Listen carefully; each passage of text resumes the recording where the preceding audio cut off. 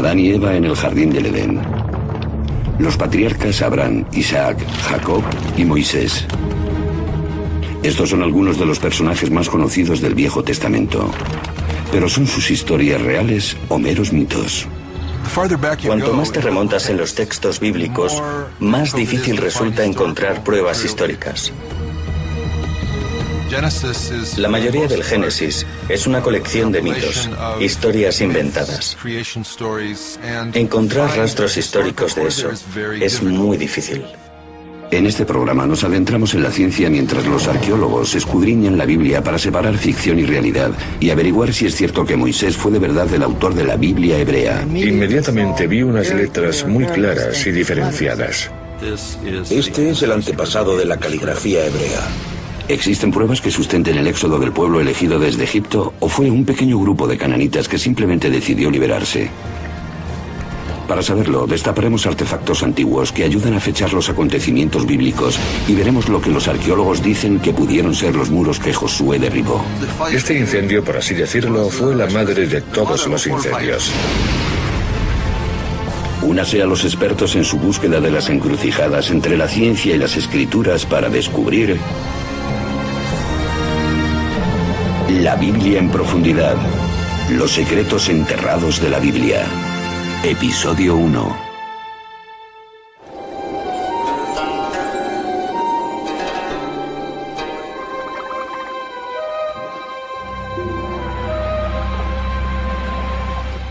En 1896, en las cercanías de la ribera del Nilo, en el sur de Egipto, el arqueólogo británico Flinders Petrie dirige una excavación en Tebas, la antigua ciudad de los muertos.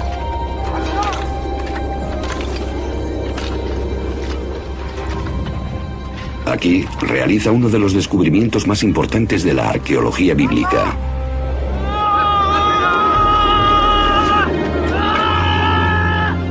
De las profundidades arenosas aparece un monumento real tallado en la piedra.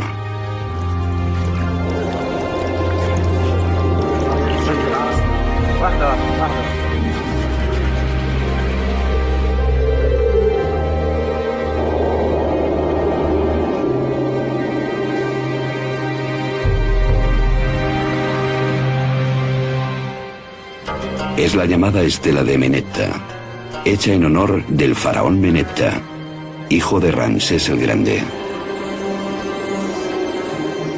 Hoy se encuentra en el Museo del Cairo. Esta estela es lo que los egipcios de la antigüedad habrían llamado una estela de la victoria, porque en ella se conmemora la victoria sobre pueblos extranjeros. La mayoría de esta inscripción jeroglífica celebra el triunfo de Menepta sobre Libia, su enemigo occidental. Pero casi como si fuera una adenda, en el espacio de dos líneas se menciona la conquista de un pueblo al este de Egipto. El texto dice: Askelón ha sido hecho cautivo. Gezer ha sido hecho cautivo. Yanoam, en el norte del valle del Jordán, ha sido ocupado. Hemos despedazado Israel. Su semilla ya no existe.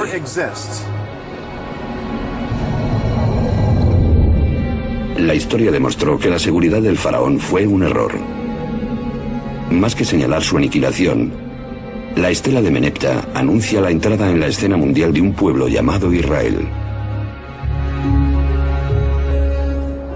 Esta prueba no tiene precio, porque demuestra la presencia de un grupo étnico llamado Israel en la meseta central del sur de Canaán.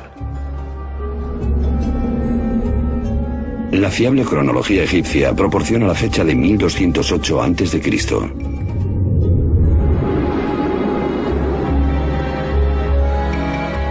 La estela de Menepta es una prueba fehaciente de que hace 3000 años un pueblo llamado israelita vivía en Canaán, el territorio que hoy comprende Israel y los territorios de la Autoridad Palestina.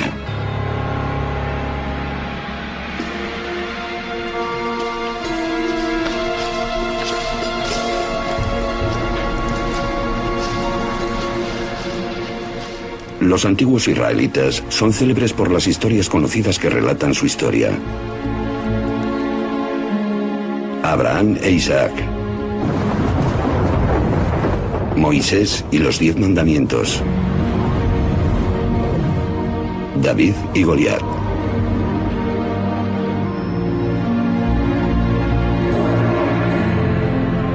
Fueron los primeros israelitas quienes redactaron la Biblia.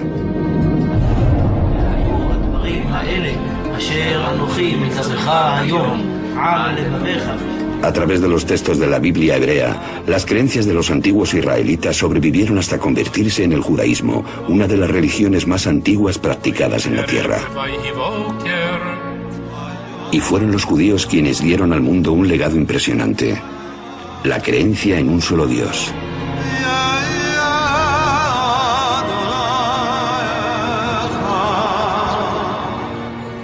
Esta fe se convertiría en la base de otras dos grandes religiones monoteístas: el cristianismo y el islam.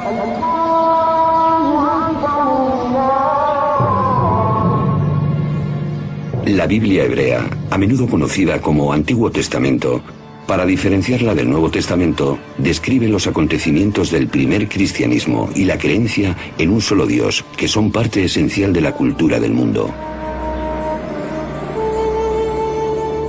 Pero en la antigüedad, todos los pueblos, de los egipcios a los griegos, pasando por los babilonios, adoraban a muchos dioses, normalmente a través de ídolos.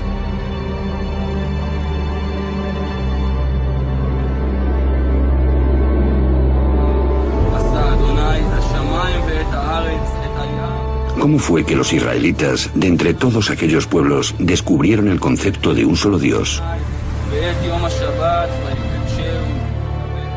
¿Cómo se les ocurrió una idea que transformaría el mundo tan profundamente? Ahora, los arqueólogos y los expertos bíblicos están alcanzando una nueva síntesis que promete revelar no solo nuevos descubrimientos históricos, sino también el significado profundo de lo que los autores de la Biblia querían comunicar. Comienzan cavando en la tierra y en la Biblia. No nos podemos permitir ignorar los textos bíblicos, sobre todo si podemos aislar un resquicio de verdad entre todos los cuentos y además tenemos las pruebas arqueológicas para ello. ¿Qué ocurre cuando ambos, texto y artefacto, apuntan en la misma dirección? Entonces estamos pisando terreno históricamente firme.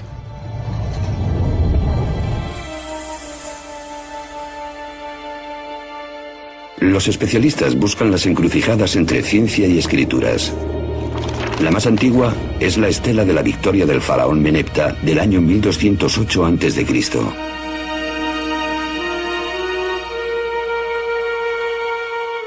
Tanto la estela como la Biblia ubican a un pueblo llamado los israelitas en las elevaciones de Canaán, una superficie que engloba a los actuales Israel y territorios de la autoridad palestina. Es aquí, entre dos de los mayores imperios de la historia, donde comenzó la historia de Israel. La Biblia hebrea está llena de historias sobre los orígenes de Israel. La primera es la de Abraham, que emigra con su familia desde Mesopotamia para dirigirse a la tierra prometida, Canaán.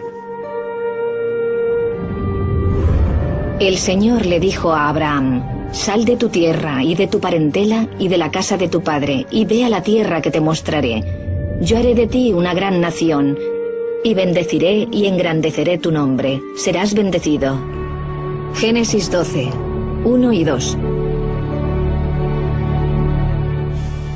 Según la Biblia, esta promesa funda la alianza, un contrato sagrado entre Dios y Abraham.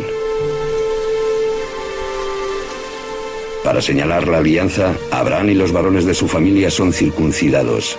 Sus descendientes serán el pueblo elegido de Dios. Serán fértiles, se multiplicarán y habitarán toda la tierra que hay entre Egipto y Mesopotamia. A cambio, Abraham y su pueblo, que se convertirán en israelitas, deberán adorar a un solo Dios.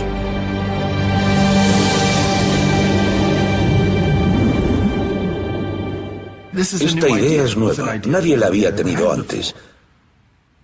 En nuestro sentido, Dios no existe antes de Abraham. Hoy en día, es difícil apreciar la radicalidad que esta idea debería de haber supuesto en un mundo dominado por el politeísmo, la creencia en muchos dioses e ídolos. El relato de Abraham es parte del primer libro de la Biblia, el Génesis, como lo son el Arca de Noé y Adán y Eva. Aunque este libro comunique un mensaje potente, hasta la fecha no existen pruebas ni textos extrabíblicos que corroboren sus historias. Cuanto más te remontas en los textos bíblicos, más difícil resulta encontrar pruebas históricas. Los patriarcas datan del Génesis. La mayor parte del Génesis es una colección de mitos, historias inventadas, cosas así. Encontrar rastros históricos de esto es muy difícil. Esta ausencia de pruebas históricas ha llevado a los especialistas a enfocar de forma diferente la lectura de los relatos bíblicos. Los expertos miran más allá de nuestra noción moderna de realidad y ficción y se preguntan en primer lugar por qué se escribió la Biblia. Yahvé dijo a Moisés: consigna por escrito estas palabras, pues ellas contienen la alianza contigo y con Israel. Éxodo 34, 27. La creencia tradicional es que Moisés escribió los 5 primeros libros de la Biblia: el Génesis, la historia de la creación; el Éxodo, la liberación de la esclavitud y la llegada a la tierra prometida; el Levítico, el libro de los números; y el Deuteronomio, leyes morales y de observancia religiosa. Todavía se leen en nuestro tiempo, pues juntos forman la Torá, a menudo denominada como los 5 libros de Moisés. La idea de que Moisés había redactado personalmente los primeros 5 libros de la Biblia no encontró objeciones hasta el siglo XVII. Hubo algunas preguntas, por ejemplo, sobre la muerte y entierro de Moisés, descritos al final del Deuteronomio, el último libro de la Torá. Algunos rabinos dijeron que Moisés no podría haber escrito aquellas palabras porque estaba muerto y lo estaban enterrando. Si profundizamos en el texto, surgen todavía más discrepancias. Por ejemplo, ¿cuántas especies de animales introdujo Noé en el arca? Un texto dice que una pareja de cada animal. Otro sostiene que 7 parejas de los animales puros y solo 2 de los impuros. En un capítulo, la Biblia dice que el diluvio duró 40 días y 40 noches, pero en el siguiente se habla de 150 días. Para comprobar que las aguas han bajado, Noé suelta una paloma, pero en la frase anterior envía un cuervo. Hay 2 versiones distintas de la historia del diluvio mezcladas en la misma página.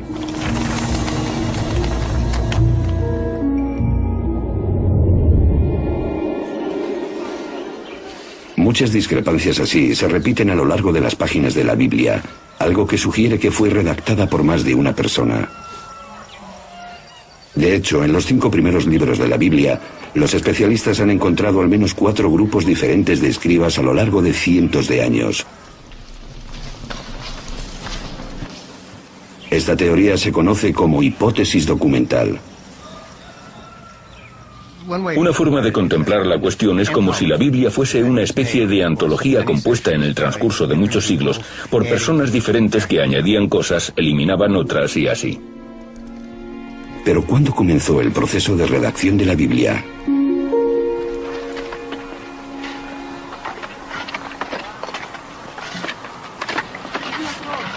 Tel Zayit es un pequeño yacimiento en la linde suroccidental del antiguo Israel que data de los tiempos bíblicos.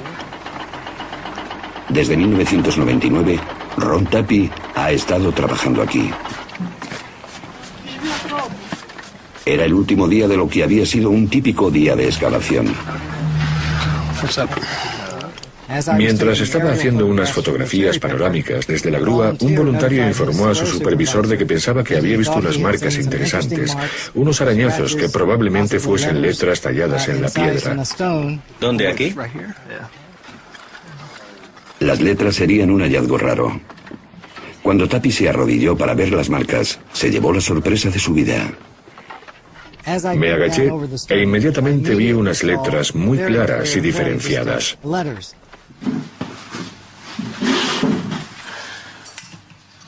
Tapi desenterró la roca y la llevó a su laboratorio en un kibutz cercano.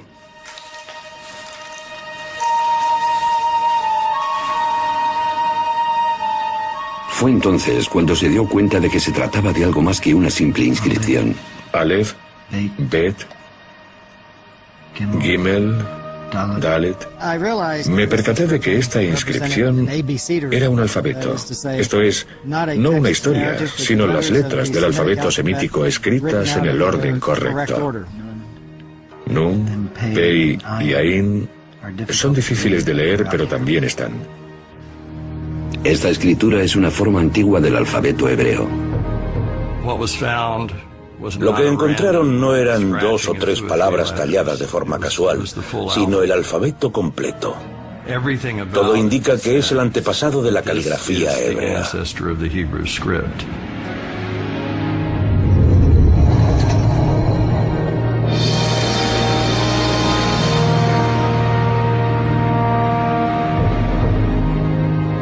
El abecedario de Tel Zayit es el alfabeto hebreo más antiguo descubierto.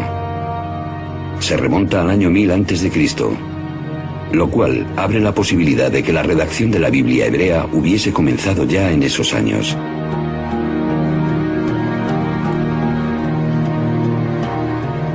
Para descubrir el texto más antiguo de la Biblia, los especialistas examinan la ortografía, gramática y vocabulario hebreos. La Biblia hebrea es un conjunto de textos escritos a lo largo de más de 1000 años. Como le hubiese pasado a cualquier otra lengua, el hebreo cambió de forma natural en el transcurso de esos años. Los expertos estudian la Biblia en hebreo original en busca del idioma más arcaico y por tanto los pasajes más antiguos. Lo encuentran en el Éxodo, el segundo libro de la Biblia.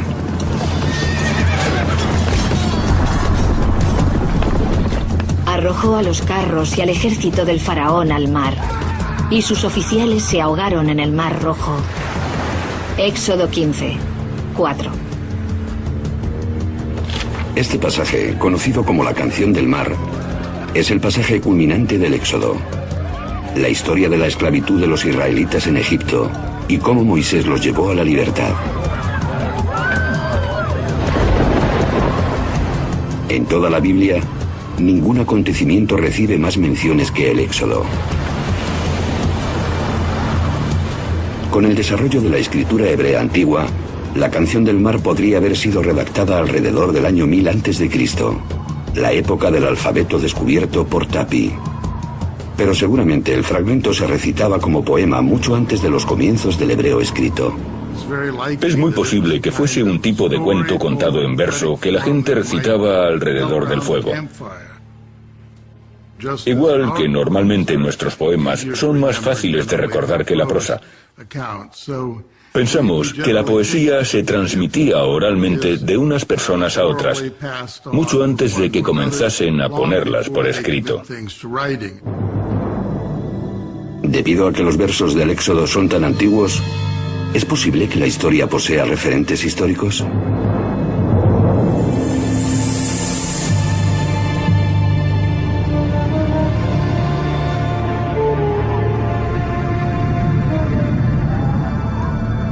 Aquí, en la parte oriental del delta del Nilo, en Egipto, en un paisaje surrealista de monumentos caídos y piedras arrumbadas, los arqueólogos han descubierto una ciudad perdida.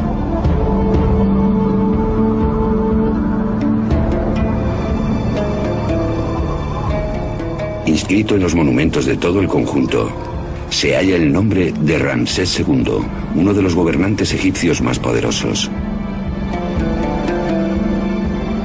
Ramsés es conocido como el faraón del Éxodo. Los textos egipcios antiguos denominan a esta ciudad Pi Ramsés o Casa de Ramsés, un nombre reiterado en la historia bíblica del Éxodo.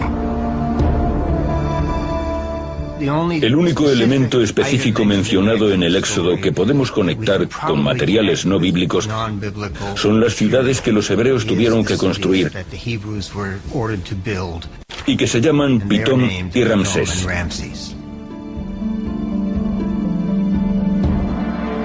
Los especialistas están de acuerdo en que la ciudad bíblica de Ramsés es la antigua ciudad egipcia Pi-Ramsés. Sus ruinas actuales están en Tanis. La mayoría de los egiptólogos han identificado Pi-Ramsés, la ciudad erigida por Ramsés, con Tanis, debido a la abundancia de monumentos dedicados a Ramsés. Esta concordancia entre la arqueología y la Biblia proporciona el marco temporal del Éxodo, que no podría haber sucedido antes de que Ramsés se convirtiese en rey alrededor del año 1275 a.C., y tampoco podría haber tenido lugar después de 1208 a.C., cuando la estela del faraón Menepta, el hijo de Ramsés, ubica a los israelitas en Canaán.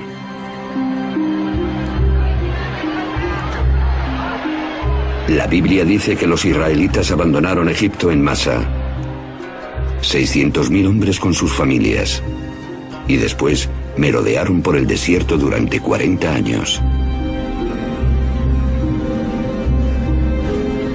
Pero incluso si damos por hecho que la Biblia exagera, tras 100 años de búsqueda, los arqueólogos todavía no han encontrado pruebas de una migración que pueda vincularse al relato del Éxodo. Ningún yacimiento nos da información alguna sobre la ruta del pueblo a la deriva a través de la naturaleza. Simplemente no hay pruebas del Éxodo en ningún sitio. Tras el Éxodo, la Biblia dice que finalmente Dios llevó a los israelitas a la tierra prometida, Canaán. La arqueología y las fuentes extrabíblicas revelan que Canaán estaba formado por un conjunto de ciudades-estado bien fortificadas, cada una con su propio rey, que servían a Egipto y a su faraón. Los cananitas fueron una cultura próspera de Oriente Próximo durante miles de años que adoraba a muchos dioses a través de ídolos.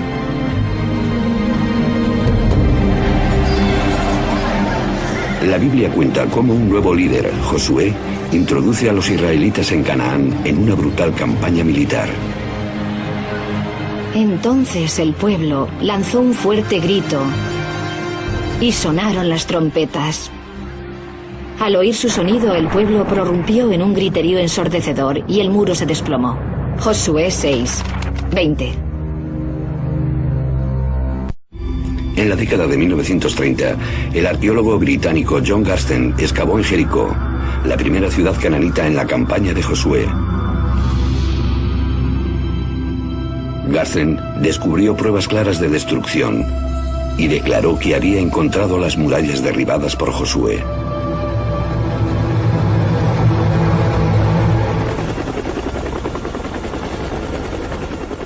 También existen indicios de destrucción en Hazor, descrita por la Biblia como la mayor ciudad cananita.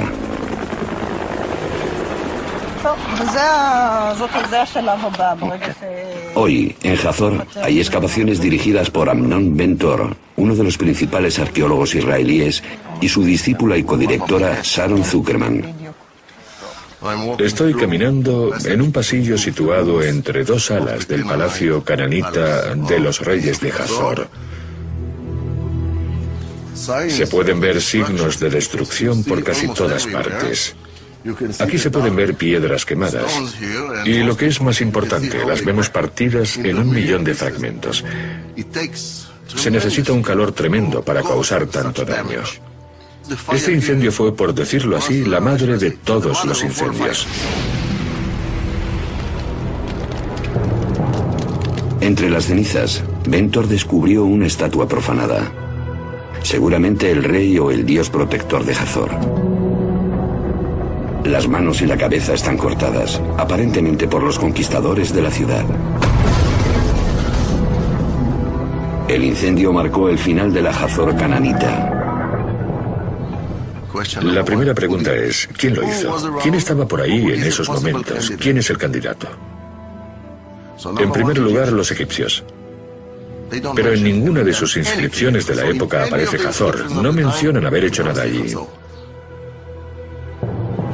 ¿Podría haberlo hecho otra ciudad-estado cananita? Pero ¿quién tenía la fuerza suficiente para ello? ¿Quién nos queda? Los israelitas, los únicos que según sostiene su tradición lo hicieron. Así que digamos que los israelitas deben ser considerados responsables de la destrucción de Hazor a menos que se demuestre su inocencia.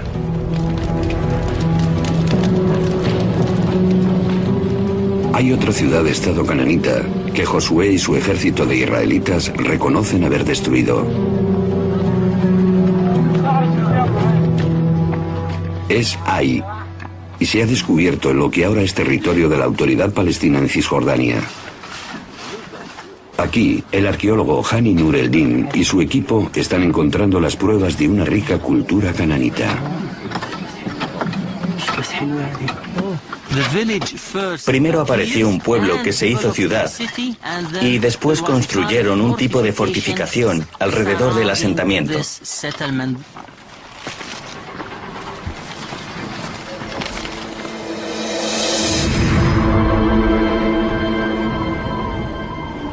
Estos montones de piedras fueron una vez un palacio y templos magníficos que después se destruyeron.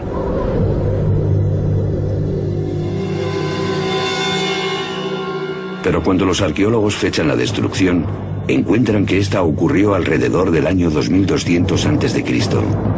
La de Jericó data de 1500 a.C. y la de Hazor alrededor de 1250 a.C. Está claro que estas ciudades-estado no fueron destruidas en la misma época. Hay una diferencia de casi 1000 años. De hecho, de los 31 lugares que según la Biblia Josué conquistó, solo unos cuantos muestran signos de guerra. En la mayoría de estos lugares no hay pruebas de conflicto armado. También descubrieron que la mayor parte de las grandes localidades cananitas que se supone fueron destruidas por los israelitas, o bien no lo fueron o lo hicieron otros. Una sola gran invasión militar liderada por Josué no puede explicar cómo los israelitas llegaron a Canaán.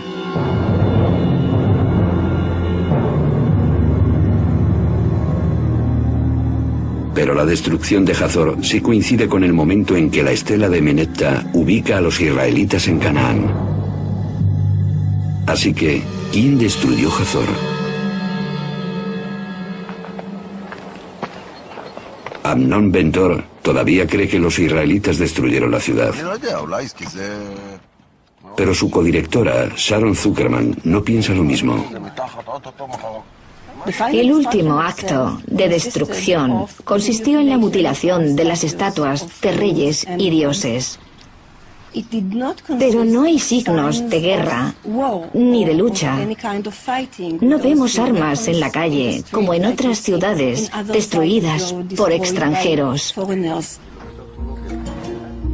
Las excavaciones revelan que en Hazor había una capa social inferior de siervos, esclavos y plebe, y una superior formada por el rey y las élites ricas. En los grandes palacios de la élite de Hazor, Zuckerman encuentra zonas de abandono y desatención.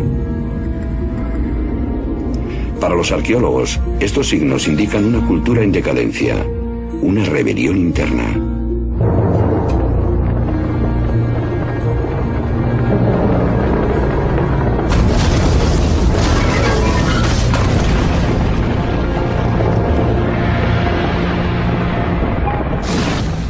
No descartaría la posibilidad de una revuelta interna de los cananitas de Hazor, un alzamiento contra las élites que gobernaban la ciudad.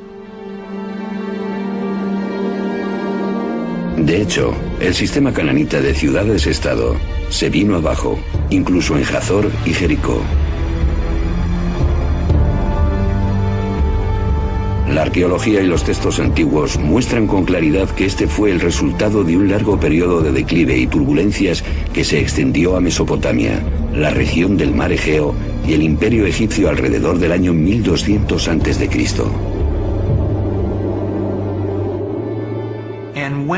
Y cuando las cosas se calmaron, pudimos ver lo que reemplazó este gran sistema de estados. Encontramos un número de pueblos nuevos que de repente llenan el vacío creado por la disolución del gran sistema de ciudades-estado.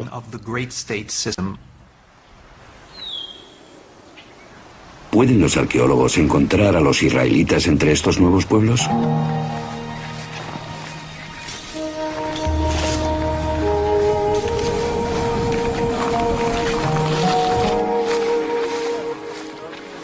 En la década de 1970, los arqueólogos comenzaron a hacer estudios extensos en la zona elevada central de Canaán, que hoy se encuentra en el territorio de la Autoridad Palestina en Cisjordania.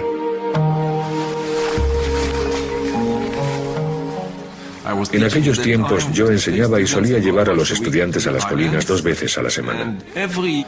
Cada día recorríamos entre 2 y 3 kilómetros cuadrados.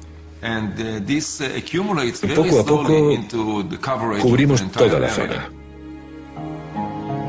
Israel Finkelstein y equipos de arqueólogos peinaron grandes zonas y recogieron todos los fragmentos de alfarería antigua que había sobre la superficie.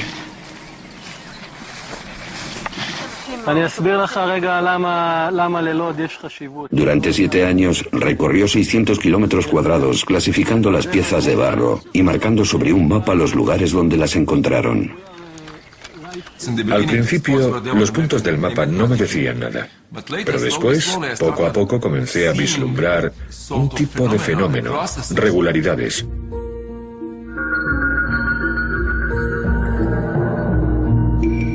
Al fechar la alfarería, Finkelstein descubrió que anteriormente al año 1200 a.C. había aproximadamente 25 asentamientos humanos. Calculó que la población total sería de entre 3.000 y 5.000 habitantes. Pero justo 200 años después, se produce un aumento espectacular de la población y los asentamientos. Cuando se produce esta revolución demográfica y la población crece sin parar, encontramos unos 250 asentamientos. La población se multiplicó por 10 hasta 45.000 personas más o menos. Este fenómeno no puede explicarse como fruto del crecimiento vegetativo normal. Un ritmo así es imposible en la antigüedad.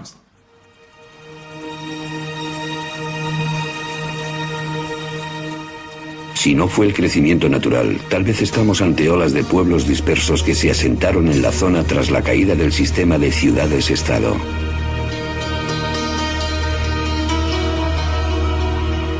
Entonces, descubrimos indicios de una nueva cultura. Un tipo distinto de vivienda nunca visto antes, en el lugar exacto donde tanto la estela de Menepta como la Biblia ubican a los israelitas.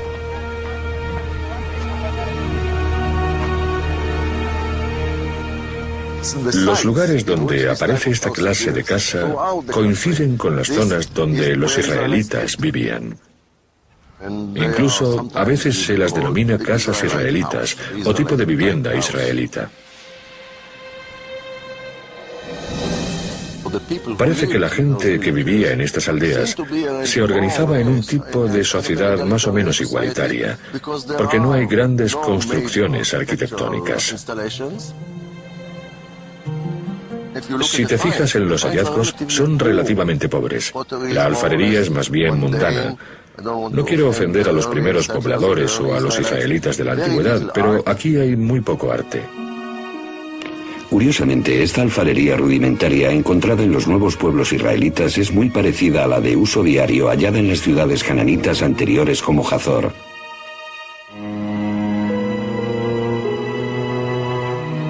De hecho, la casa israelita es la única diferencia.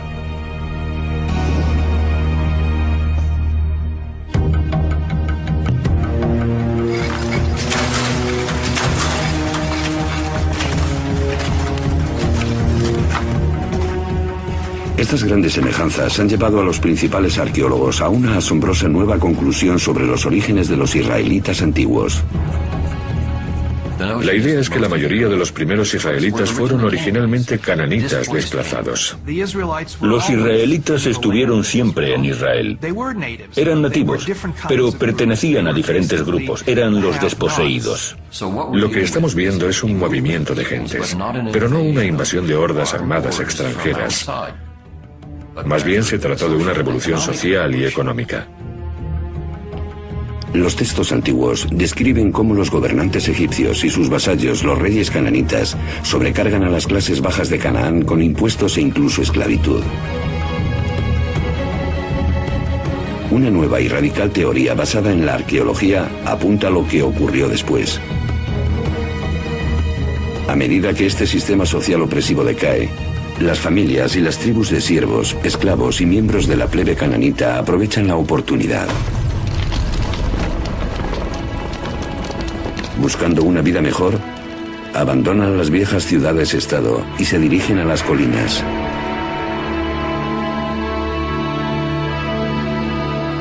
Libres de la opresión de su pasado, se alzan en lugares nuevos como un pueblo nuevo, los israelitas.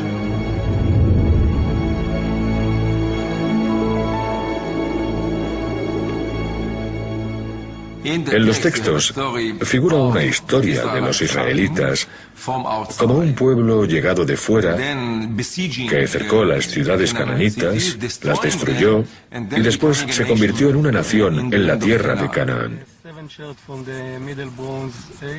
Sin embargo, la arqueología nos cuenta una historia contraria.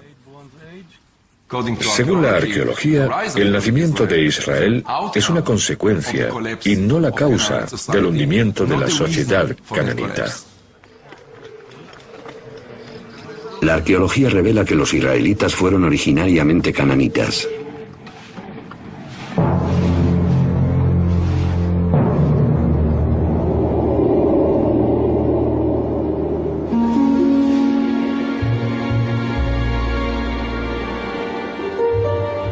Entonces, ¿por qué la Biblia suele presentar a los israelitas como extranjeros en Canaán? El trayecto de Abraham desde Mesopotamia, la salida de Egipto y la llegada a la tierra prometida de los esclavos liderados por Moisés. Incluso la conquista de Canaán por Josué desde el exterior. La respuesta se puede hallar en su deseo de forjarse una identidad nueva y diferenciada. Como nos cuentan los psicólogos, la identidad se crea hablando de lo que uno no es, refiriéndose a los demás. A fin de averiguar quién soy, primero tengo que saber quién no soy. Lo que siempre falta en los pueblos israelitas son los grandes palacios y la artesanía extravagante asociadas a los monarcas y a las élites económicas de Canaán. A los israelitas no les gustaba el sistema cananita y se definían por oposición a él. Al no usar alfarería decorada, al no usar alfarería importada, desarrollaron una ideología de la simplicidad que marcó la diferencia entre ellos y los sistemas egipcio y cananita. Si los israelitas querían distanciarse de su pasado cananita, ¿qué mejor que crear una historia sobre su destrucción?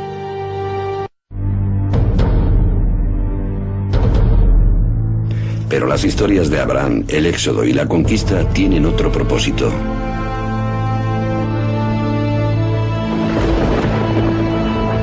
Son una conmemoración del poder de lo que la Biblia dice que es la mayor diferencia entre los israelitas y el resto de los pueblos: su Dios. En el judaísmo posterior, el nombre de Dios se considera tan sagrado que ni siquiera se puede pronunciar. No sabemos exactamente lo que significa y tampoco cómo se pronunciaba. Pero parece ser el nombre personal del Dios de Israel. De modo que de alguna manera su título es Dios y su nombre era estas 4 palabras. En inglés y español son YHWH. Pensamos que probablemente se pronunciaba Yahweh o algo así. Pero Yahweh solo aparece en la Biblia hebrea. Su nombre no se encuentra en los textos o historias cananitas. Así que, ¿dónde encontraron los israelitas a su Dios?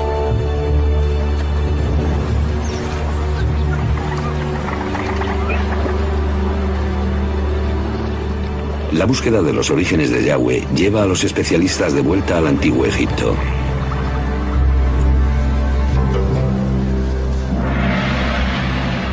Aquí, en la ciudad real de Karnak, durante más de 1000 años los faraones festejaban su poder con estatuas, obeliscos y murales tallados sobre las paredes de los templos.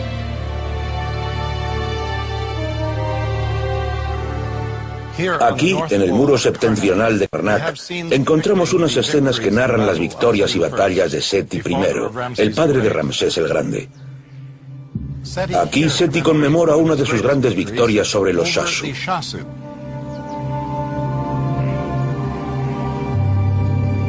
Los Shasu eran un pueblo que vivía en los desiertos del sur de Canaán, ahora en Jordania y en el norte de Arabia Saudí, en torno a la misma época en que aparecen los israelitas.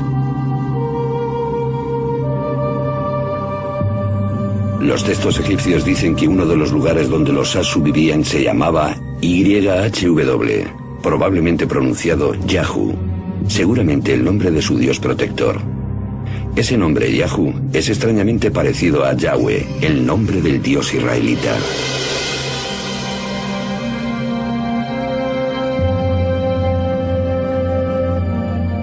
En la Biblia, el lugar donde vivían los Shasu se denomina Madián. Fue aquí, antes del Éxodo, donde la Biblia nos cuenta que Moisés encontró a Yahweh en la forma de una zarza ardiente. No te acerques. Quítate las sandalias de tus pies, porque el lugar en que estás es tierra sagrada. También dijo Dios a Moisés, esto dirás a los israelitas, Yahvé, el Dios de vuestros padres, el Dios de Abraham, el Dios de Isaac y el Dios de Jacob, me ha enviado a vosotros. Este es mi nombre para siempre y por él seré invocado de generación en generación. Éxodo 3, 5 y 15. Así que, de acuerdo con las fuentes egipcias, algo parecido al nombre Yahweh aparece en los alrededores de Madián. Y aquí tenemos a Moisés en Madián. Y esta deidad se le aparece y revela que su nombre es Yahweh. Estas asombrosas conexiones están llevando a los expertos a reexaminar la historia del Éxodo.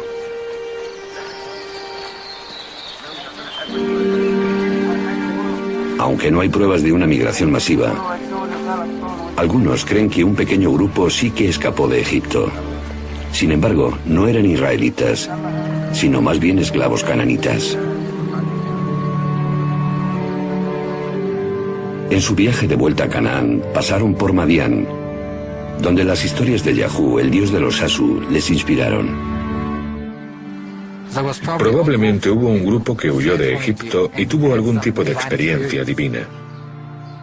Seguramente fue un grupo muy pequeño demográficamente, pero fue importante, al menos desde el punto de vista de las ideas.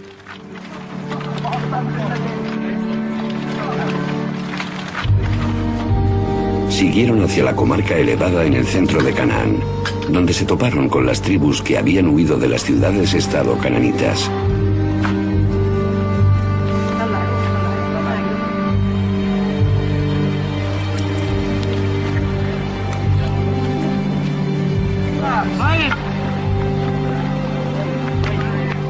Su mensaje de redención resuena bien en esta sociedad igualitaria que comenzó a surgir. Los esclavos liberados atribuyen su libertad al Dios que conocieron en Madián y que ahora denominan Yahvé. Propagaron la idea de un Dios que representaba la libertad, la liberación de la gente que se quedaba con el fruto de su trabajo. Este era el mensaje tan poderoso que unió a esta gente y les dio una nueva identidad. La identidad de los israelitas. Una combinación de cananitas desposeídos, esclavos huidos de Egipto e incluso nómadas que se hacen sedentarios. La Biblia los denomina una variada multitud. De acuerdo con la Biblia hebrea, el primer Israel fue un batiburrillo, como sabemos hoy. Pero toda esta gente está unida por una nueva visión. Creo que el espíritu revolucionario está allí desde el principio. Tal vez el pueblo elegido fue el pueblo que eligió ser libre.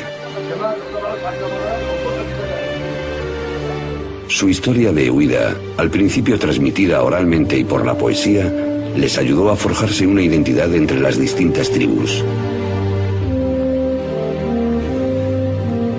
Después, cuando la escribieron, se convertiría en el tema central de la Biblia, el Éxodo y el cumplimiento divino. Un Dios que cumple y que procede de Madián, exactamente donde la Biblia indica que fue adoptado por los israelitas y que representa su tránsito de la esclavitud a la libertad.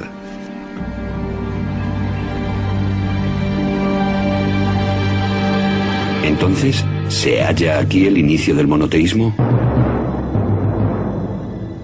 La idea común sobre lo que diferenciaba a los antiguos israelitas de sus vecinos es que estos adoraban a muchos dioses y diosas diferentes, mientras que los israelitas adoraban a un solo Dios verdadero. Pero no fue así. Esta figurita de un becerro, que seguramente representa a él, el dios principal dentro de las deidades cananitas, es uno de los miles de ídolos descubiertos en yacimientos arqueológicos israelitas.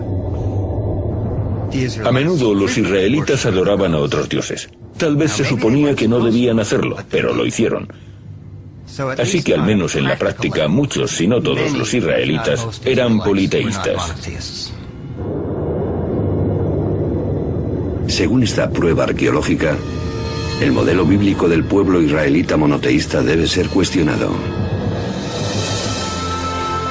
Sin embargo, las palabras, los pensamientos y las ideas tienen el poder de crear cosas. Al intentar definirse como un pueblo único que adoraba a un solo Dios, los redactores de la Biblia hebrea plantaron la semilla que después germinó y se convirtió en la base del monoteísmo practicado por las tres principales religiones de nuestra cultura actual. Fueran escritas por Moisés o por escribas, las historias del Antiguo Testamento están grabadas en los corazones de millones de personas que han encontrado en las palabras de la Biblia su fe y su consuelo.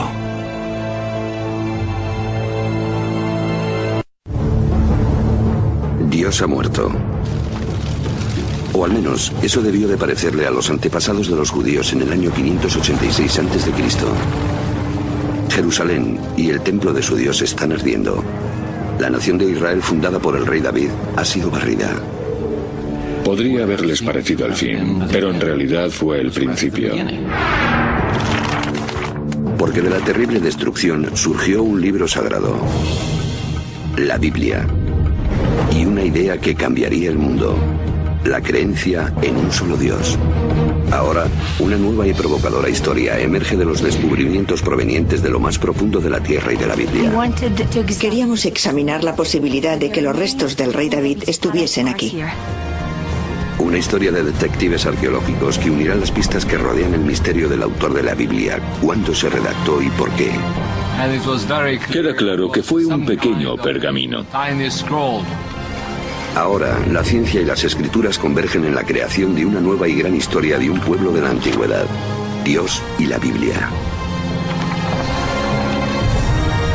La Biblia en profundidad. Los secretos enterrados de la Biblia. Episodio 2. El debate entre la comunidad científica y los estudiosos de la religión prosigue. Muchos creen la hipótesis documental, que el Antiguo Testamento tuvo muchos autores, lo cual descarta a Moisés como la única fuente. Y puesto que no existen pruebas históricas de su vida, algunos incluso se preguntan si Moisés existió. Sin embargo, hay algunos personajes bíblicos que podrían haber dejado una huella rastreable. Alrededor del año 1000 a.C. apareció uno de estos personajes inmortales capaz de unir a las 12 tribus de Israel contra un nuevo y poderoso enemigo. David metió la mano en su bolsa. Sacó de ella una piedra y la arrojó con la honda, hiriendo al filisteo en la frente. La piedra se le clavó en la frente y cayó de bruces contra el suelo. Primer libro de Samuel, 17:49. De todos los nombres del Antiguo Testamento, ninguno aparece con más frecuencia que David. Las escrituras dicen que David creó un reino que se extendió desde Egipto a Mesopotamia. Convirtió Jerusalén en su capital real y forjó una nueva alianza con Dios, conocido como Yahvé, que prometió a David que él y sus descendientes gobernarían la tierra para siempre. Salomón, el hijo de David, construyó un templo donde Yahvé, ahora el Dios de la nación de Israel, moraría por toda la eternidad. Es el reino de David y Salomón, una nación unida bajo el mismo Dios, según reza la Biblia.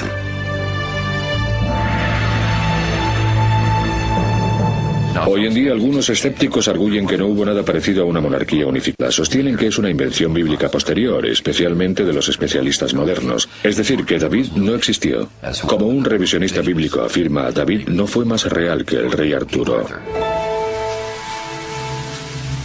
Pero entonces, en 1993, un sorprendente descubrimiento arrojó nueva luz sobre quien la Biblia llama el más grande rey de Israel.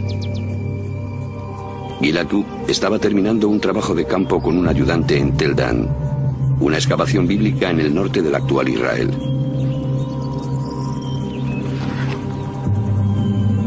A cargo de la excavación estaba el célebre arqueólogo israelí Abraham Biran.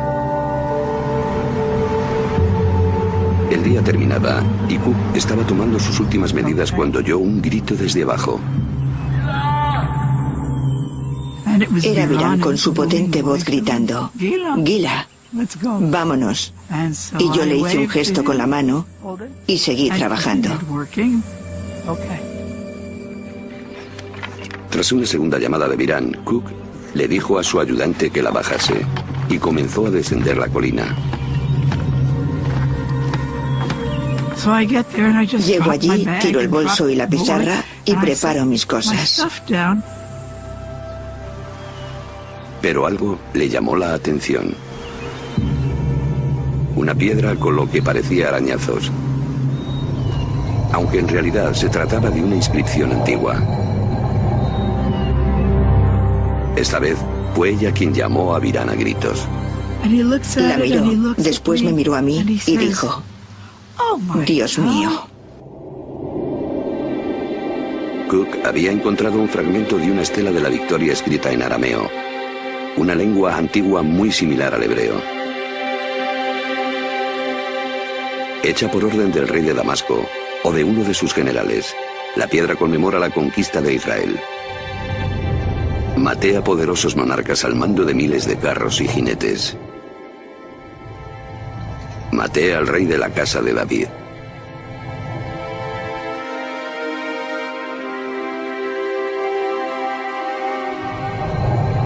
Esas palabras, la casa de David, convirtieron ese descubrimiento en un acontecimiento decisivo, pues constituyen una poderosa prueba de que David vivió en realidad.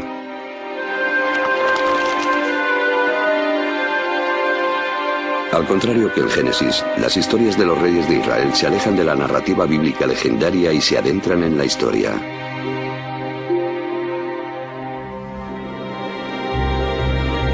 Cuando la cronología bíblica de los reyes de Israel se compara con las inscripciones históricas, como la estela de Tel Dan, estas pueden proporcionar a los historiadores fechas bastante fiables. El rey David es la primera figura bíblica cuya existencia ha sido confirmada por la arqueología.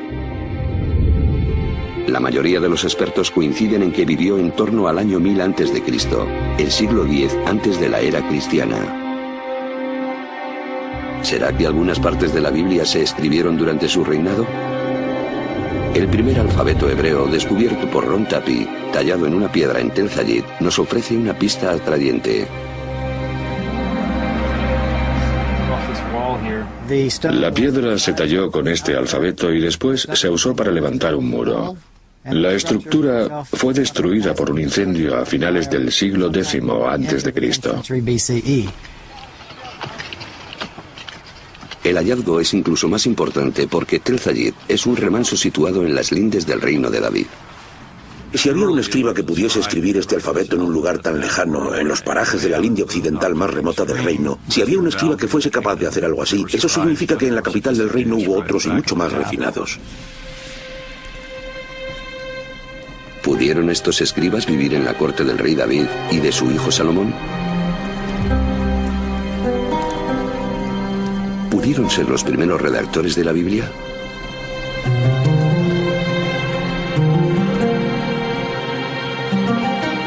En el siglo XVIII, los especialistas alemanes revelaron un indicio sobre quién escribió la Biblia, oculto en dos nombres distintos de Dios. De acuerdo con una de las explicaciones, Abraham conocía a Dios por su nombre más íntimo y personal, que normalmente se pronuncia Yahweh, Yahvé. Los pasajes con el nombre de Yahvé, que en alemán se escribe con una J, se conocen por los expertos como J. Pero según otros, Abraham conocía a Dios simplemente por la palabra hebrea más usada para referirse a Dios, Elohim. Así, los dos redactores se denominaron E por Elohim y J por Yahvé, probablemente basándose en poemas y canciones transmitidos de generación en generación. Ambos escribieron una versión del remoto pasado de Israel. Las historias de Abraham en la tierra prometida, Moisés y el Éxodo. De estas dos fuentes, la más antigua es la que conocemos como J, que muchos expertos fechan en los años de David y Salomón. Debido a que el contexto de la versión de los Hechos según J es la zona alrededor de Jerusalén, es probable que el escritor viviese allí, tal vez en las cortes reales de David y Salomón.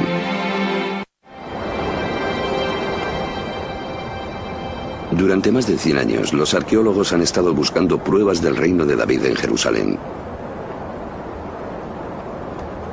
Una arqueóloga israelí, Eilat Mazar, estuvo excavando en la parte más vieja de la ciudad, lo que hoy en día se conoce como Ciudad de David.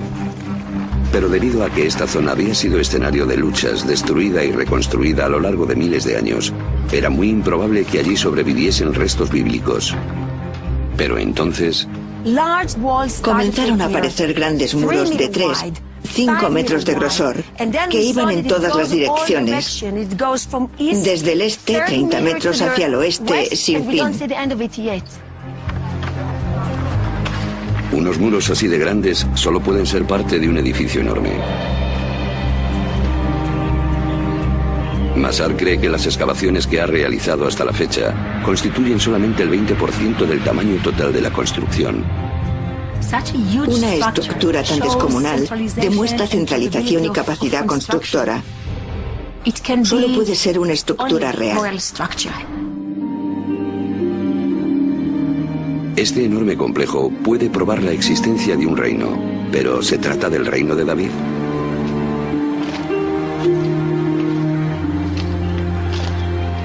Para que estos muros fuesen los del Palacio de David, deberían remontarse a sus años de vida, alrededor del año 1000 a.C.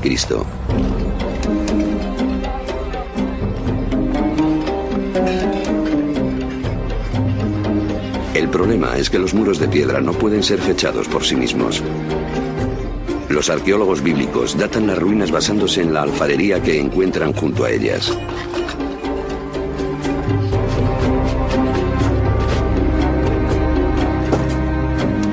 La datación según la alfarería descansa en dos ideas. La primera es que los estilos evolucionaron de forma uniforme a lo largo del tiempo. La segunda, que cuanto más profundas estén las muestras, más antiguas son. Si el estilo A proviene del estrato más profundo, entonces es anterior al estilo B, que se encuentra en un estrato superior.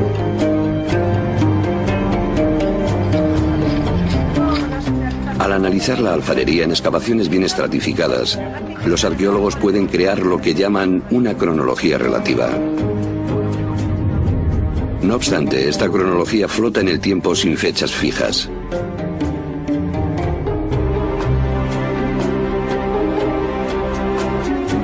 Para fijarla, William Foxwell Albright, considerado el padre de la arqueología, usa acontecimientos tanto de la Biblia como de los textos egipcios y mesopotámicos para asignar fechas a los distintos estilos de alfarería.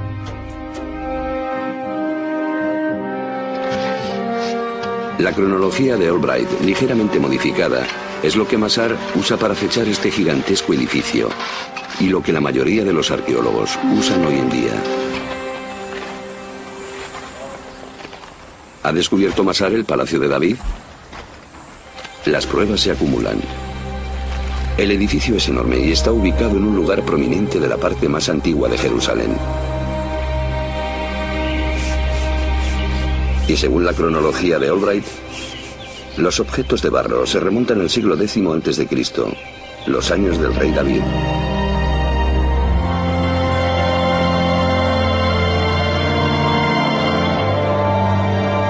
Masar cree que ha encontrado el palacio de David.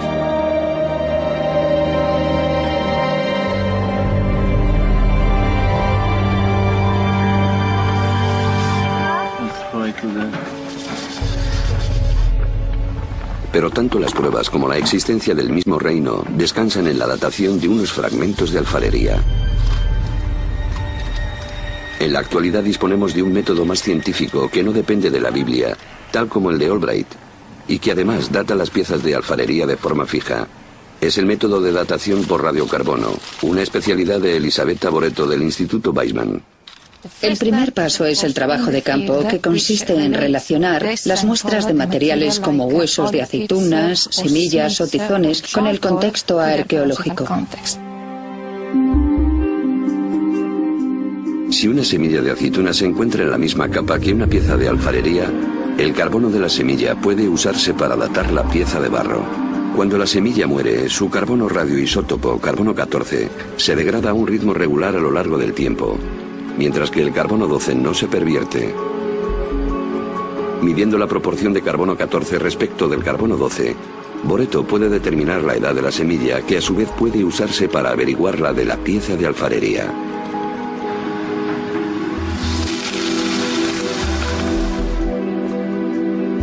Sus muestras de carbono permiten fechar la pieza Albright, que la mayoría de los arqueólogos asocian a los tiempos de David y Salomón, unos 75 años más tarde.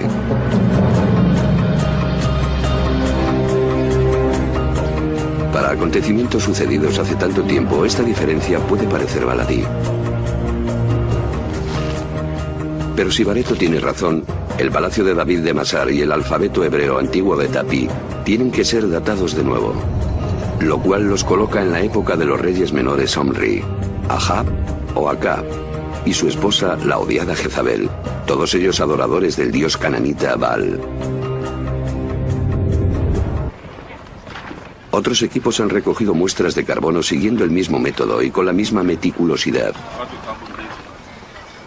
Según sus resultados, el palacio de Masar y el alfabeto de Tapi se pueden fechar en el siglo X a.C., los tiempos de David y Salomón. ¿Cómo podemos explicar esta diferencia? El problema es que estas dataciones por el método carbono 14 tienen un error de más o menos 30 años, que es aproximadamente la diferencia entre los dos resultados. Las piezas de alfarería y el método del carbono no pueden por ellos mismos dilucidar si el reino de David y Salomón fue tan grande y próspero como lo describe la Biblia.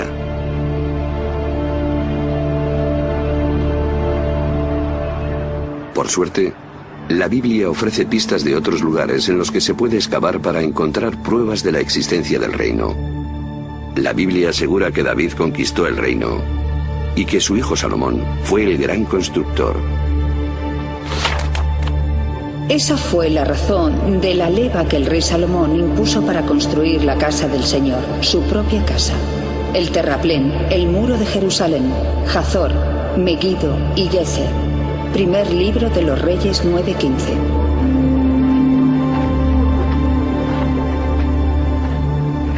Aquí en Hazor, Amnon Ben-Tor, director de las excavaciones, cree que esto puede probar la campaña de construcciones llevada a cabo por Salomón. Los arqueólogos lo llaman una puerta de 6 cámaras, es decir, una gigantesca entrada fortificada con torres y garitas. El predecesor de Ben-Tor, Yigal Yadin, fue el primero en desenterrar este conjunto. Resultó ser una puerta con 6 cámaras. E inmediatamente Yadin recordó una puerta muy parecida excavada en Gezer. Después, un equipo de la Universidad de Chicago descubrió esta puerta aquí en Megiddo. Asombrado por el parecido entre estas 3 puertas, Yadin recordó el pasaje de la Biblia. Aquí tenemos una conexión maravillosa entre el fragmento bíblico y su manifestación arqueológica. 3 puertas monumentales, todas diseñadas según el mismo plan, podrían ser prueba no solo de prosperidad, sino de la existencia de una autoridad central. A través de los años, los israelitas habían estado divididos en tribus y después en reinos de norte a sur. La ubicación de estas puertas, sorprendentemente semejantes en ambas zonas, indican que hubo una sola autoridad de gobierno en todo el país.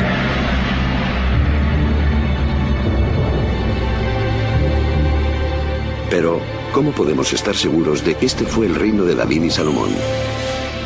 La respuesta se encuentra en Egipto.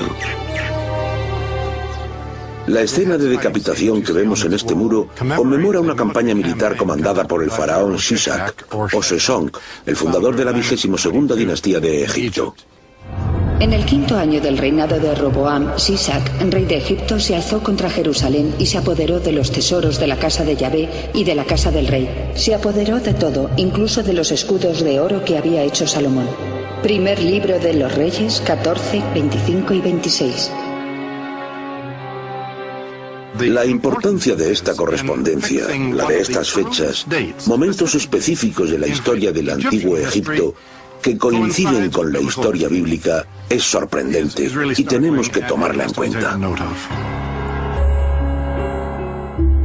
Esta sorprendente coincidencia entre la historia bíblica y la del antiguo Egipto proporciona una fecha fiable de la muerte de Salomón.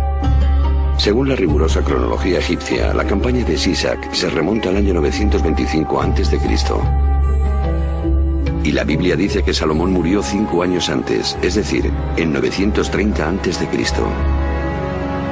Esto es una prueba más de que David y Salomón vivieron en el siglo X a.C.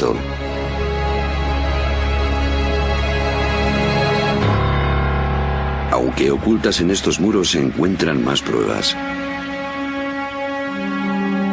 Estos óvalos que representan a cautivos y murallas de ciudades son los lugares conquistados en Israel por el faraón Sisac. Uno de ellos es Gezer, donde los arqueólogos encontraron el sello de las construcciones salomónicas, una puerta de 6 cámaras. Bill Dever dirigió estas excavaciones a finales de la década de 1960. Aquí tenemos evidencias tangibles de una destrucción. Abajo se encuentran las piedras originales casi en el mismo lugar donde fueron colocadas, pero si miramos aquí nos damos cuenta de que están agrietadas. Incluso podemos ver dónde fueron quemadas por el calor y el gran incendio provocado aquí. Y arriba vemos que el fuego fue tan intenso que la piedra caliza se fundió y fluyó como si fuese lava. Esto es un conjunto de pruebas empíricas de una destrucción que podemos relacionar con la célebre campaña del faraón Sisac. Si la puerta fue destruida por Sisac en el año 925 a.C., entonces debieron de construirla en vida de Salomón, fallecido 5 años antes.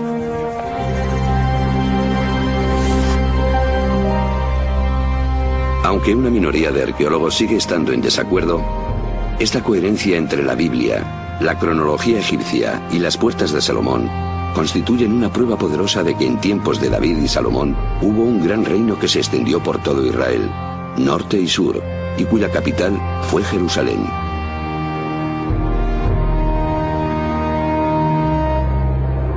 Pero esta ciudad fue más que un centro político, también fue un centro religioso.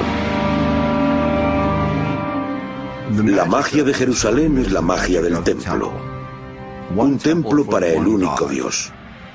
La consecuencia de esto es que Jerusalén y su templo se alzan como símbolos no solo de la existencia de un solo Dios, sino del carácter único del pueblo judío.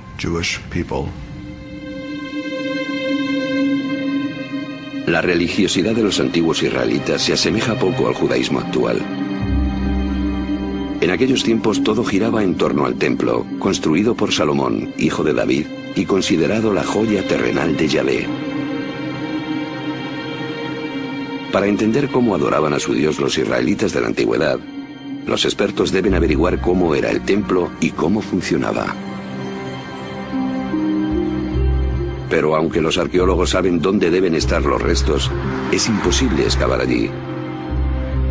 porque es la sede del tercer lugar más santo del Islam, la cúpula de la roca y la mezquita de Al-Aqsa.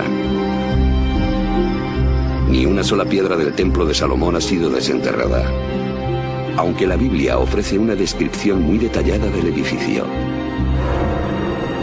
La casa que el rey Salomón construyó para el Señor tenía 30 metros de largo, 20 de ancho y 15 de alto. En el santuario interior hizo 2 querubines. Cada uno medía 5 metros de altura y ambos estaban revestidos de oro. Primer libro de los Reyes 6, 2, 23 y 28.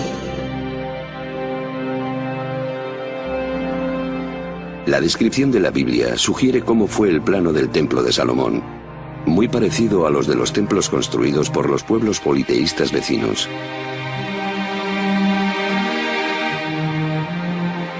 El más similar es uno situado a cientos de kilómetros al norte de Jerusalén, Ain Dara, en la actualidad Siria. Ambos poseen dimensiones parecidas y la misma planta. Los dos templos están custodiados por esfinges y querubines, como los llama la Biblia. La peculiaridad del templo de Ain Dara son las enormes huellas del dios que lo habitaba, las cuales marcan sus pasos hacia el trono que se halla en el santuario interior. Si tomamos la información sobre el templo de Salomón, que se halla en el libro de los Reyes, y la comparamos con el templo de Ain Dara, tenemos una imagen bastante buena de su aspecto en la época de Salomón.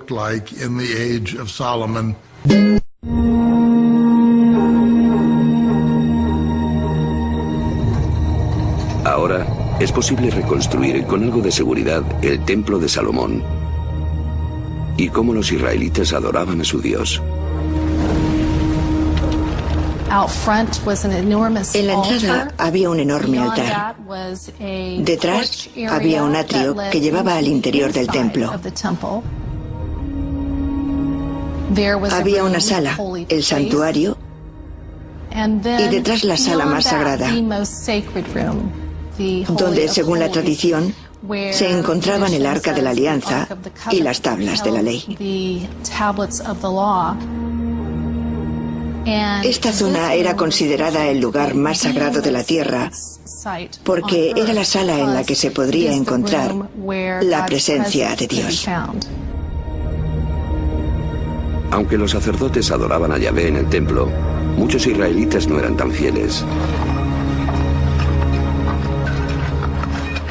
En Tel Rehob, los arqueólogos están desenterrando una casa israelita que ilustra las prácticas religiosas de sus antiguos habitantes. Hemos encontrado esta figura de barro tan bonita y excepcional que muestra una diosa, la diosa de la fertilidad, que era adorada aquí en Israel. En este caso, está sosteniendo a un bebé. ¿Quién es esta diosa de la fertilidad? ¿Y qué hace un ídolo pagano en un hogar israelita? Pruebas fehacientes de su identidad surgieron en 1968. Bill Diver llevaba a cabo una excavación para salvar unas tumbas en el sur de Israel, cuando un habitante de la zona le entregó una inscripción robada. Cuando regresé a casa y la desempolvé, pensé que me iba a dar un ataque al corazón. Resultó ser la inscripción de una tumba en caracteres nítidos del siglo VIII. Contiene el nombre del fallecido y dice: bendito sea por Yahvé, en buen hebreo bíblico. Pero dice por Yahvé y su Aserá. Y Aserá es la antigua diosa madre cananita. Miles de figuritas y varias inscripciones que vinculan a Yahvé con Aserá se han encontrado por todo Israel.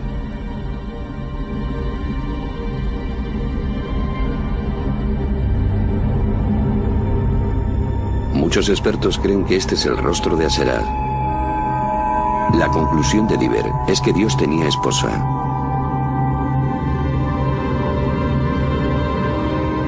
Cientos de años después de que los israelitas se sacudieran sus raíces paganas cananitas, el monoteísmo todavía no se había consolidado completamente. Cuanto más los llamaba, más se alejaban de mí, y ofrecían sacrificio a los Baales y quemaban incienso a los ídolos. Libro de Oseas 11:2. Los israelitas habían suscrito un contrato con Dios. Si lo mantenían, serían recompensados. Si lo rompían, Él los castigaría usando como instrumento a las potencias extranjeras. Los acontecimientos parecieron dar la razón a las ominosas predicciones de los profetas. Poco después de la muerte de Salomón, las 10 tribus del norte se rebelaron y formaron el reino septentrional de Israel. Entonces, un nuevo enemigo irrumpió en Mesopotamia para crear el mayor imperio conocido en Oriente Próximo, el asirio.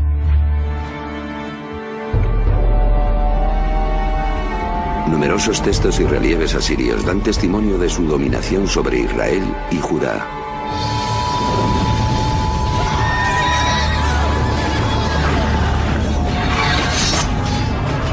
En el año 772 a.C., el ejército asirio acabó con el reino septentrional.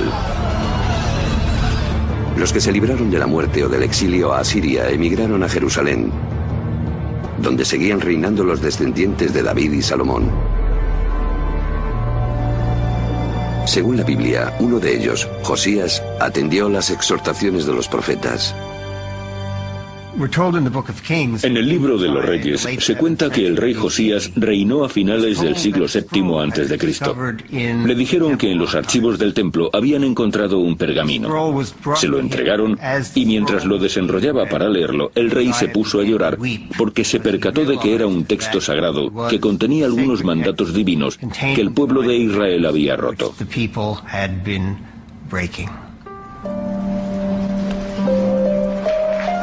Los especialistas creen que el pergamino perdido es una parte del 5.º libro de la Torá. El Deuteronomio, un extenso y detallado código de leyes y prácticas. Este texto inspiró a otro grupo de escribas en el siglo VII a.C., los denominados escritores D. Según la hipótesis documental, tras los redactores de los grupos J y E, D es el tercer conjunto de escribas que tomaron parte en la redacción de la Biblia hebrea. Los redactores D reescribieron el Éxodo para reafirmar la alianza entre Dios y el pueblo de Israel. Debéis amar al Señor porque Él os ama. Os ha amado más que a cualquier otra nación. Así que el amor divino a Israel requiere una correspondiente lealtad a Dios. La lealtad exclusiva a Dios. Y el Deuteronomio es la parte de la Biblia donde más se insiste en que solo se puede adorar al Dios de Israel. Para imponer la alianza, Josías ordenó que todos los ídolos y altares de otras deidades fuesen destruidos. El libro del Deuteronomio contiene la prohibición más clara de la adoración a otros dioses, los 10 mandamientos. Yo soy Yahvé, tu Dios. No tendrás dioses extraños delante de mí. No crearás ídolos ni te inclinarás ante ellos o los adorarás. Deuteronomio 5, 6 al 9. Al asociar la creencia en un solo Dios con la conducta moral, los 10 mandamientos establecen un código de moralidad y justicia para todos, el ideal de la civilización occidental.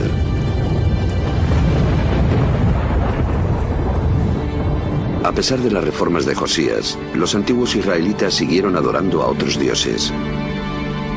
La aceptación de un dios y el triunfo del monoteísmo comenzó con una serie de sucesos de los que la Biblia, la arqueología y los textos antiguos dan fe de forma nítida.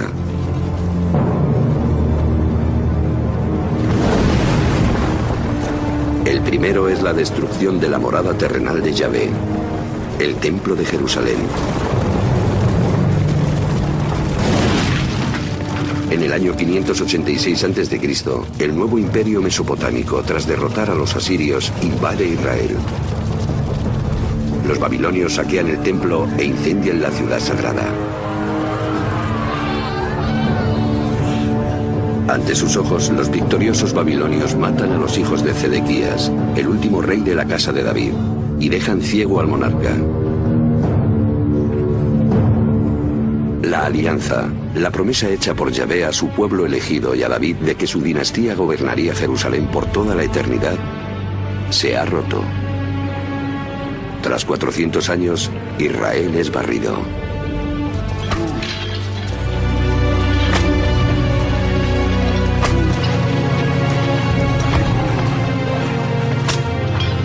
Los babilonios capturan a los sacerdotes, profetas y escribas, y los arrastran encadenados a Babilonia. Los documentos babilonios confirman la presencia de israelitas exiliados, incluido su rey.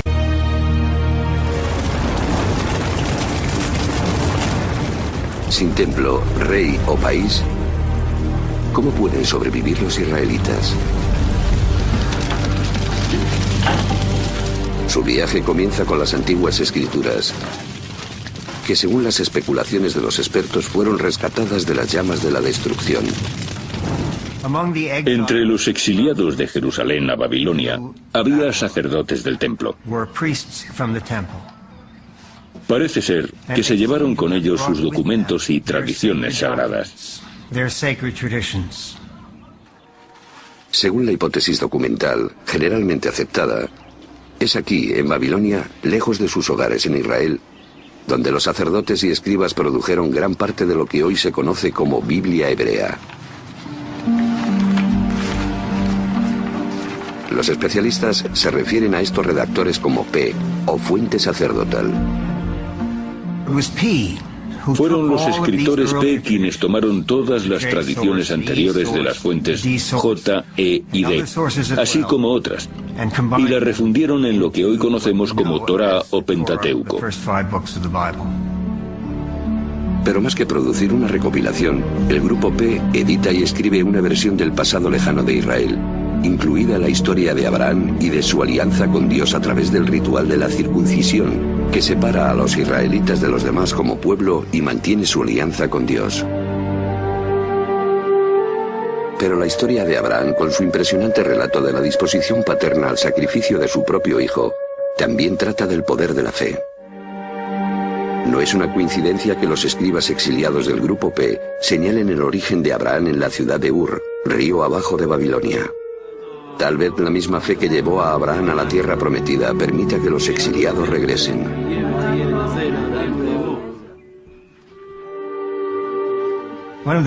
Uno de los temas recurrentes de la Torá es el exilio y el regreso. Abraham baja y sale de Egipto. Los israelitas también. Para los exiliados en Babilonia del siglo VI a.C., ese tema debería de haber tenido una gran resonancia.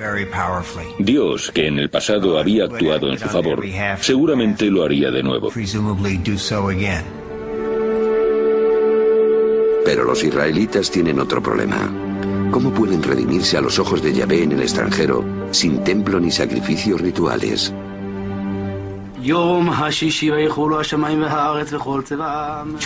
Para garantizarse la protección divina, la tradición de los redactores P hace hincapié en conductas como la observancia del sábado.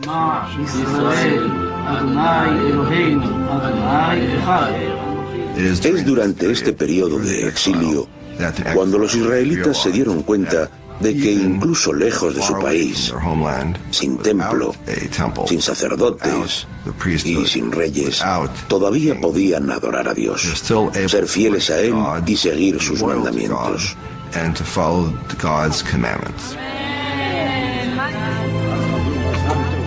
Es el inicio del judaísmo. Al reunir las historias de su pasado, escritas originalmente por los escribas J, E y D, el éxodo de la esclavitud a la libertad, Moisés y los 10 mandamientos, el viaje de Abraham a la tierra prometida, los escribas P crearon lo que hoy conocemos como los primeros 5 libros de la Biblia.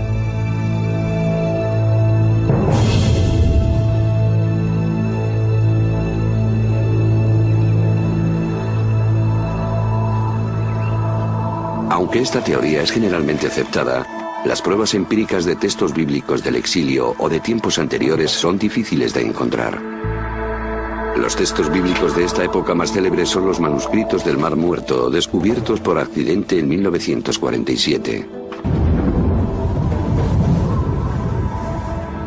Estos pergaminos contienen fragmentos de los 39 libros de la Biblia hebrea.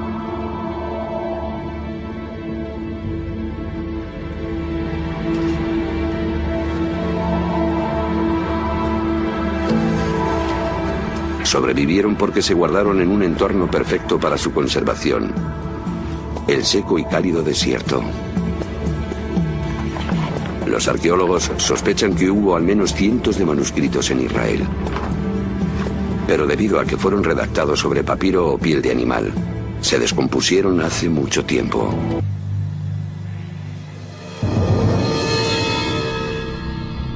Aún así, el manuscrito más antiguo del Mar Muerto data de 300 años después del exilio a Babilonia. A falta de un texto anterior, algunos expertos dicen que toda la Biblia es un conjunto de mentiras piadosas e incluso dudan de la existencia de Israel y de los israelitas. Para muchos revisionistas, unos escépticos extremistas, nunca hubo un antiguo Israel. Israel es por tanto una construcción intelectual, o en otras palabras, que esa gente no repensó su pasado, sino que se lo inventó. No tenía pasado, por tanto la Biblia es un mito fundacional contado a un pueblo sin legitimidad. La legitimidad del pasado israelita depende del hallazgo de pruebas de los orígenes antiguos de la Biblia.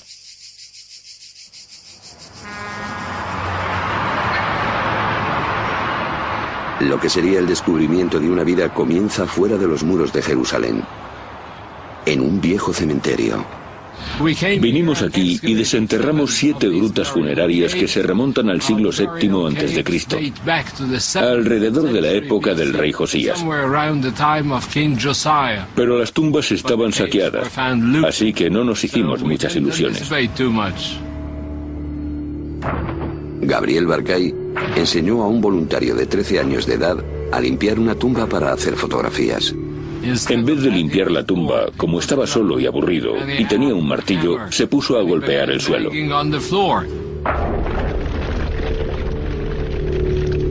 Pero el terreno resultó ser un techo caído bajo el cual se encontraban algunos artefactos que los saqueadores no habían localizado.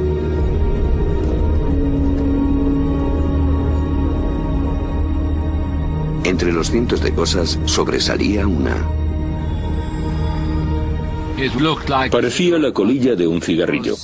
Era un cilindro de unos 4 centímetros de longitud y un diámetro de algo menos de 2. Estaba claro que estaba hecho de plata y que era una especie de pergamino en miniatura. También encontraron otro mayor. Llevaron los dos a los laboratorios del Museo de Israel. Pero desenrollar los pergaminos para saber si contenían una inscripción legible podría destruirlos por completo. Andy Van fue uno de los epígrafos del proyecto. La arqueología es una ciencia destructiva. A fin de aprender algo tienes que destruir lo que hay. Gabriel Barkay y su equipo tenían que tomar una decisión. ¿Desenrollamos o preservamos los amuletos? Decidieron que el riesgo merecía la pena, y el tiempo ha demostrado que tenían toda la razón. Por medio de la conservación meticulosa, los técnicos crearon un método especial para desenrollar los pergaminos y desentrañar sus contenidos.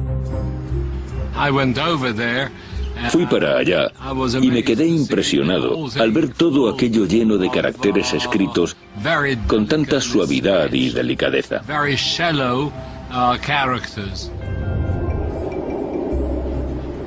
La primera palabra que descifré allí mismo fue YHVW, 4 letras que contienen el nombre impronunciable de Dios.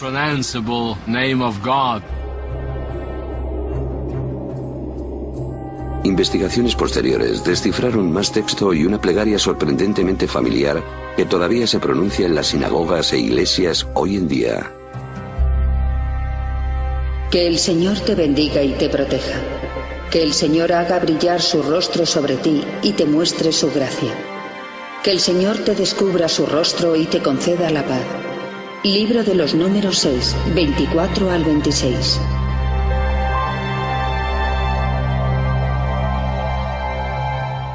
No hay duda de que estos dos amuletos contienen las bendiciones sacerdotales que se encuentran en el capítulo 6 del libro de los Números. Por lo tanto, estas inscripciones son muy importantes, porque son las referencias más antiguas que tenemos de los relatos bíblicos. El contexto arqueológico quedó muy claro, porque todo esto se encontró junto a piezas de alfarería que se remontan al siglo VII a.C. También la paleografía, es decir, el tipo de caligrafía, indica sin duda algún momento del siglo VII a.C.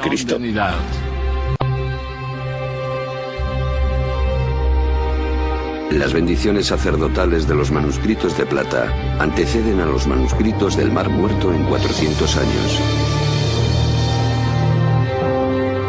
Es un hallazgo impresionante, puesto que al menos algunos versos de la Biblia se redactaron en la antigüedad durante los reinados de los descendientes de David. Al proporcionarnos un texto anterior al exilio en Babilonia, los manuscritos de plata confirman que la Biblia hebrea se creó a partir de poesía, plegarias y tradiciones orales que se remontan a los tiempos del redactor D. de Josías, y probablemente incluso más allá de los escribas E. y J.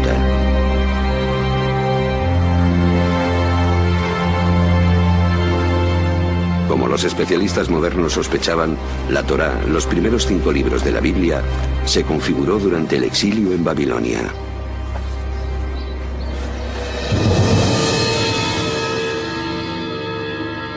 Pero acomplejados por los grandes templos y esculturas gigantes de los dioses babilónicos, los israelitas debían enfrentarse a una cuestión fundamental.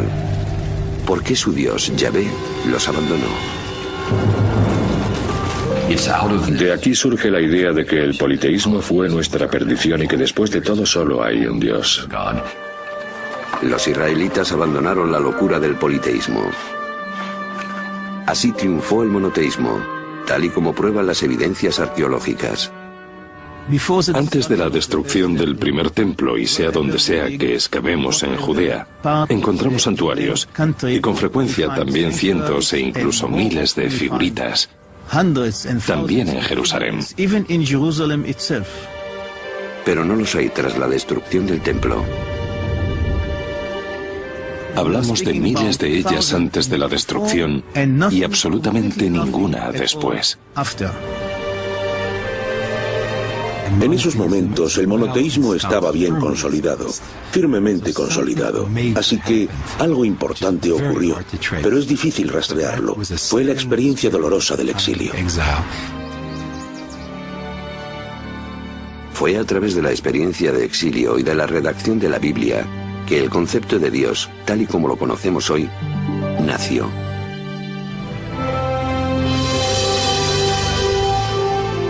Los manuscritos que narran la relación de los israelitas con su Dios son la Biblia hebrea, el Antiguo Testamento, un texto sagrado para 3.000 millones de personas.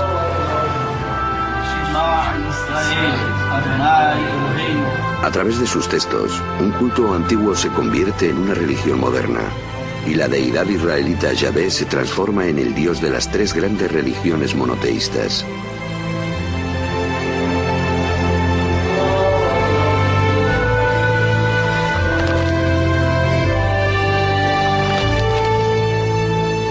Por medio de sus enseñanzas, la Biblia estableció un código de moral y justicia cuyas aspiraciones resuenan a través de los siglos.